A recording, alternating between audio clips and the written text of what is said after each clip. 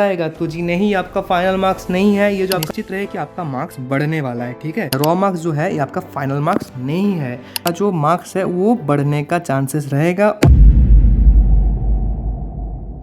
Hello students, welcome to Root to Rise. फिर से एक नए वीडियो में आपको स्वागत है। तो जैसे कि CUET 2026 का आंसर की रिलीज हो चुका है और आपने खुद का मार्क्स भी कैलकुलेट कर लिया है, तो अब आपके मन में बहुत सारा क्वेश्चन आ रहे हैं कि सर ये जो मार्क्स आ रहे हैं क्या ही हमारा फाइनल मार्क्स है? क्या इस मार्क्स के थ्रू हमें यूनिवर्सिटी में एडमिशन मिलेगा? या सर ये जो मार्क्स आ रहे हैं क्या इसके थ्रू ही हमारा रैंक कार्ड आएगा? तो जी नहीं, आपका फाइनल मार्क्स नहीं है। ये जो आपका मार्क्स आ रहा है फिलहाल, इस मार्क्स का नॉर्मलाइजेशन होगा, उसके बाद आपका फाइनल मार्क्स आएगा एंड उसके बाद आपको यूनिवर्सिटी के अंदर एडमिशन मिलेगा, ठीक है। तो सर ये जो नॉर्मलाइजेशन प्रोसेस है क्या और इसके थ्रू हमारा मार्क्स बढ़ेगा या घटेगा, इसको हमको कैसे समझ में आएगा? तो वीडियो को आज एंड तक जरूर देखें तो समझ में आ जाएगा कि नॉर्मलाइजेशन प्रोसेस है क्या, इसका कैसे काम करता है, सब समझ में आ जाएगा।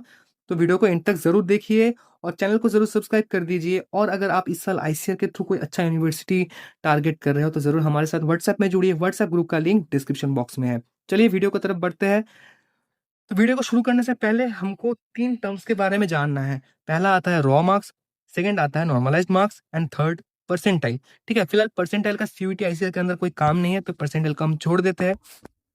देखिए ये जो रॉ मार्क्स है, रॉ मार्क्स क्या है कि जो आंसर की आने के बाद आपने जो अपना मार्क्स कैलकुलेट कर लिया है, जो किसी का 200 आ रहा है, किसी का 250, किसी का 300, तो किसी का 500, किसी का 550, किसी का 600 आ रहा है। ये जो फिलहाल जो मार्क्स आ रहा है ये है आपका रॉ मार्क्स। लेकिन आपको ये बात याद रखना है कि ये जो रॉ मार्क्स आ रहा है ये आपका फाइनल मार्क्स नहीं है।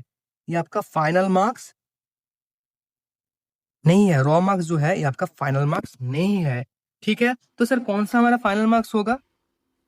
ये जो आपका नॉर्मलाइज्ड मार्क्स है ये होगा आपका फाइनल मार्क्स, ठीक है। ये जो नॉर्मलाइज्ड मार्क्स है ये होगा आपका फाइनल मार्क्स। तो सर कैसे होता है नॉर्मलाइज्ड मार्क्स? ये जो आपका रॉ मार्क्स है, रॉ मार्क्स को बढ़ाने के बाद या घटाने के बाद थ्रू द सिस्टम जो आपका मार्क्स आता है वो होगा आपका नॉर्मलाइज्ड मार्क्स। अब ये हमारा नॉर्मलाइज्ड मार्क्स कैसे पता चलेगा? आपका जो रिजल्ट आएगा तब आपको आपका नॉर्मलाइज्ड मार्क्स दिखने को मिलेगा, या ना तो आपका रॉ मार्क्स, ठीक है। तो चलिए जान लेते हैं क्या है नॉर्मलाइजेशन। एक्चुअली क्या कि पिछले साल से NTA जो CUET कंडक्ट करवा रहा है ये टोटली शिफ्ट सिस्टम में हो रहा है। तो किसी का 15 मई को एग्जाम था, तो किसी का 21 को, तो किसी का 22 को एग्जाम था। तो सभी का अलग अलग पेपर आ रहा था। तो क्या कि किसी का इजी पेपर, तो किसी का मॉडरेट, तो किसी का डिफिकल्ट पेपर आया था।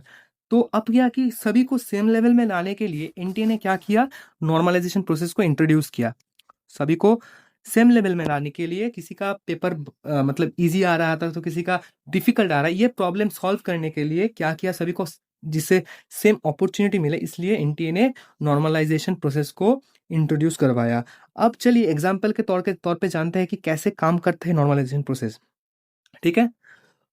तो देखिए सपोज एक स्टूडेंट शिफ्ट 1 में एग्जाम देने गया और सपोज सेकंड स्टूडेंट शिफ्ट 2 में एग्जाम देने गया। शिफ्ट 1 वाला जो स्टूडेंट है उसका स्कोर आ रहा है 70 आउट ऑफ 100 और उसी शिफ्ट में जो हाईएस्ट मार्क्स आ रहा है वो आ रहा है 75। एंड शिफ्ट 2 वाला जो स्टूडेंट है उसने स्कोर कर रहा है कि 90 आउट ऑफ 100 एंड उस जो शिफ्ट 2 का जो हाईएस्ट मार्क्स आ रहा है वो आ रहा है आपका 100, ठीक है, मतलब फुल मार्क्स आ रहा है, ठीक है। अब यहाँ से क्या समझ में आ रहा है कि जो शिफ्ट 1 का जो हाईएस्ट मार्क्स 75 आ रहा है, शिफ्ट 2 में टोटली फुल मार्क्स आ रहा है। तो यहाँ से जरूर समझ में आ रहा है कि शिफ्ट 1 वाला जो पेपर है वो हार्ड आया था, ठीक है। शिफ्ट 1 वाला जो पेपर है उसका हार्डनेस शिफ्ट 2 से ज्यादा था। तो अब यहाँ से ये समझ में आ रहा है कि देखिए हाईएस्ट मार्क्स 75 है और वहाँ पे शिफ्ट 1 वाला जो स्टूडेंट है 70 स्कोर कर रहा है, 100 में से 70 स्कोर कर रहा है, जबकि हाईएस्ट मार्क्स ही 75 है। तो यहाँ से ये तो जरूर समझ में आ रहा है कि जो शिफ्ट 1 वाला स्टूडेंट का मेरिट ज्यादा है। शिफ्ट 2 वाला स्टूडेंट भी obviously he is good, okay, but shift 1 वाला जो स्टूडेंट है वो भी 70 आउट ऑफ 100 स्कोर कर रहा है, जहाँ पे हाईएस्ट मार्क्स ही 75 है। इसका हार्डनेस ज्यादा था पेपर का, ये तो समझ में आ रहा है आपको। शिफ्ट 2 में जहाँ पे हाईएस्ट मार्क्स फुल मार्क्स आ रहा है तो यहाँ पे जो हार्डनेस है वो ऑब्वियसली थोड़ा बहुत कम होगा एंड इजी पेपर आया था, ये समझ में आ रहा है ना। तो अब क्या होगा कि इन दोनों का जो मार्क्स है, इन दोनों का जो मार्क्स है जो 70 out of 100 and 90 out of 100 shift 2 में, तो ये दोनों का जो मार्क्स है यहाँ पे नॉर्मलाइजेशन होगा। यहाँ पे क्या होगा, यहाँ पे नॉर्मलाइजेशन होगा।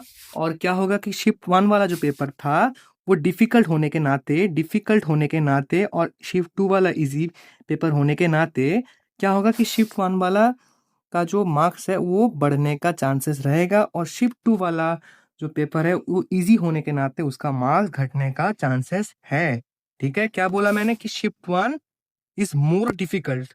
शिफ्ट वन जो पेपर था वो मोर डिफिकल्ट था। तो इन दोनों को सेम लेवल में लाने के लिए क्या करेंगे कि जो सिस्टम है, शिफ्ट सिस्टम क्या करेगा कि शिफ्ट शिफ्ट वन वाला जो स्टूडेंट उसका मार्क्स बढ़ा देगा, एंड शिफ्ट टू वाला जो जिसका मार्क्स आ रहा था उसका मार्क्स थोड़ा बहुत घटा देगा। ठीक है, ये होने का चांसेस है। अब कितना बढ़ाया कितना घटाएगा वो तो भाई वो इनटेक के ऊपर डिपेंड करता है कि कितना मार्क्स बढ़ाएगा कितना मार्क्स घटाएगा। ठीक है, वो टोटली आपका जो पेपर का हार्डनेस उसके ऊपर डिपेंड करेगा। ठीक है, अब आपको समझ में आएगा कि आपका पेपर कैसा आया था।